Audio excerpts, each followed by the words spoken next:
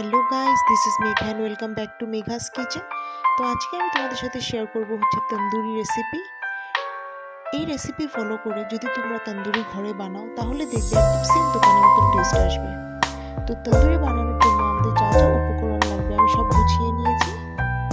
লাগবে কাঁচা লঙ্কা, রসুন, আদা, কসুরি মেথি আর টক দই। ওকে, খুব সুন্দর করে ক্লিন করে নিয়েছি। ম্যারিনেশনের মশলাটা বানানোর জন্য লাগবে টক দই, স্বাদ মতো নুন, হলুদ গুঁড়ো, মরিচের গুঁড়ো, সর্ষের তেল, দিব কসুরি মেথি, তারপর দিয়ে দিব আদা, কাঁচা লঙ্কা আর রসুন পেস্ট, জিরে গুঁড়ো আর ধনে গুঁড়ো, তারপর দিব ম্যাগি ম্যাজিক মশলা। এখন সব ইনগ্রেডিয়েন্টস গুলোকে খুব সুন্দর করে মিক্স করে নেব।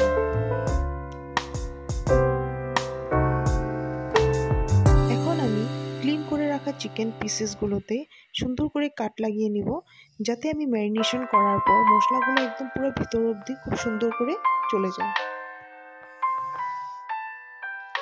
এই তো এক এক করে সব চিকেন পিসেস গুলোতে আমি কাট লাগিয়ে নিলাম। এখন মশলাটা দিয়ে চিকেন পিসেস গুলোকে খুব ভালো করে ম্যারিনেট করে নিব। তারপর ম্যারিনেট করার পর আমরা 4 থেকে 5 ঘন্টার জন্য ফ্রিজে রেখে দেব। ফ্রিজ থেকে বার করার পর একটা প্যানে তেল দিয়ে এক এক করে চিকেন পিসেস গুলোকে আমরা লো ফ্লেমে ভেজে নেব।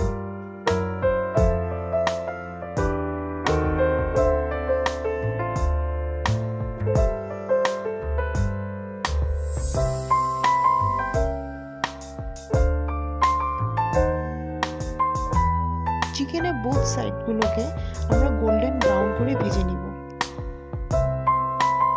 অল্প গোল্ডেন ব্রাউন হয়ে আসার পর তারপর দিয়ে দেব বাটার। বাটারটা দেওয়ার পর আবার 5 মিনিটস আমরা লো ফ্লেমে কুক করে নেব। লো ফ্লেমে কুক করলে কি হবে, আমাদের চিকেনটা খুব সুন্দর করে সিদ্ধ হয়ে আসবে। আমরা চিকেন পিসেস গুলোকে একটা বাটিতে উঠিয়ে নিব। তারপর চুলাতে গরম করা একটা কয়লার টুকরো ছোট বাটিতে দিয়ে ওইটার উপর দিয়ে দিব ঘি। ঘিটা দেওয়ার সাথে সাথে ঢাকনা দিয়ে ঢেকে দিব, যাতে স্মোকি ফ্লেভারটা একদম চিকেনের সাথে মিক্স হয়ে যায় আর একদম দোকানের মতো টেস্ট আসে।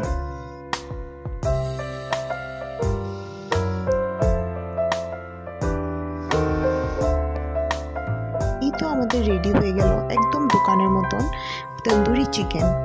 আমার এই রেসিপিটা যদি ভালো লেগে থাকে তাহলে আমার চ্যানেলটাকে সাবস্ক্রাইব এন্ড শেয়ার